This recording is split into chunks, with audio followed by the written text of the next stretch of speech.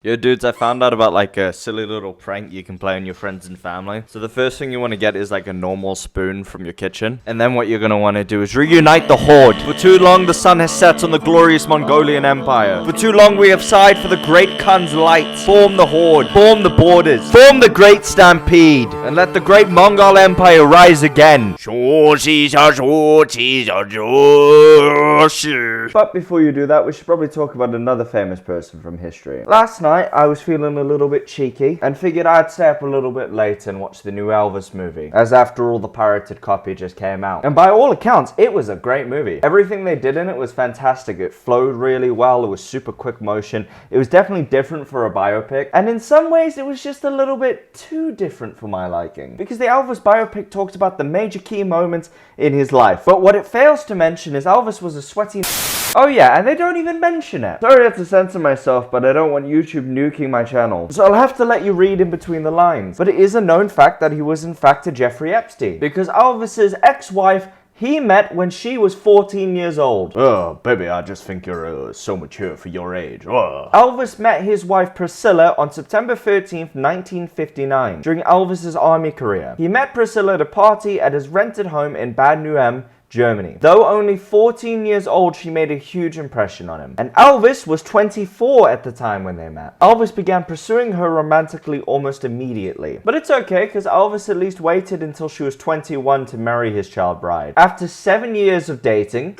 Elvis and Priscilla Presley tied the knot in an intimate Las Vegas civil ceremony. Now in the movie, it's quite hilarious, because as I pointed out to my partner while we were watching it, who knew nothing about Elvis previously, their meeting is shown quite romantically. It's like the stars have aligned and they're meeting each other's eyes for the first time. But they failed to make mention of her age. So if you knew nothing about Elvis, this would just look like two grown adults falling in love with one another. But in reality, the filmmaker has just made grooming look like love at first sight. And that's because, say it with me now, Elvis groomed a 14-year-old, and they make no mention of it for the rest of the film. I'm dead serious. They made it appear as if it's something to aspire towards, when if you just know the actual age, which they purposely don't mention, you'll be sick to your stomach. And this is a major problem in Hollywood. I love biopics. I watch a lot of them. But what I hate about biopics is they never mention the actual bad things historical figures do. It's always romanticized,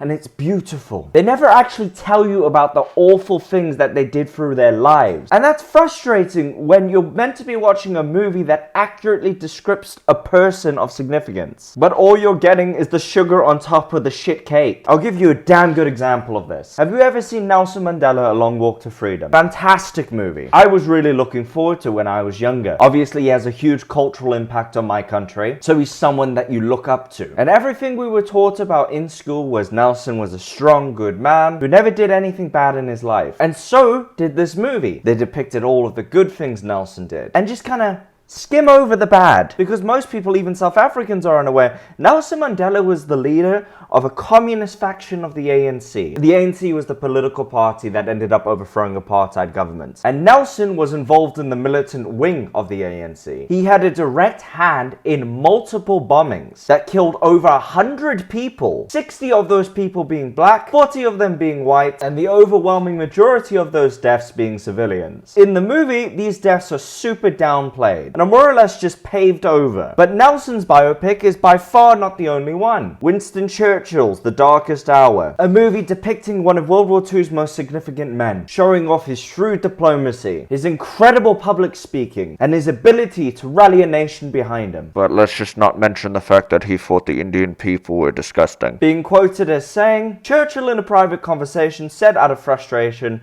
he hated Indians and considered them a beastly people with a beastly religion. Now whether or not that's a representation of him as an entire person, that's up to you to decide. Are you starting to see my argument here? If that was included in his movie, you could see dual sides of the man. You could look at what he's done and what he's said throughout his life and come to your own conclusion. Next example, Gandhi, 1982. Now personally, I haven't watched this movie to its fullest, so I could be wrong here. This is a broad assumption, let me know if I'm wrong. But I bet the movie only mentions that Gandhi was a man of peace, who simply just wanted Indian independence. And not the fact that when his wife was dying of a very severe disease, he encouraged her not to take Western medicine because it was against their religious beliefs. But when Gandhi got that exact same disease years later, he took the medicine that he told his wife not to take on religious grounds. Or the fact that he slept naked next to people of his own family and of questionable ages to test his abstinence. Kind of puts a damper on the whole peace for all. But finally, I have one more example for you before I let you go. The Dirts. This movie depicts the Motley Crue, a very mid band from the 80s who had one good song and then kind of just became insufferable pieces of shit. Weirdly enough, one of the members is, I think, married to a famous Vine star. Strange world. This movie depicts them as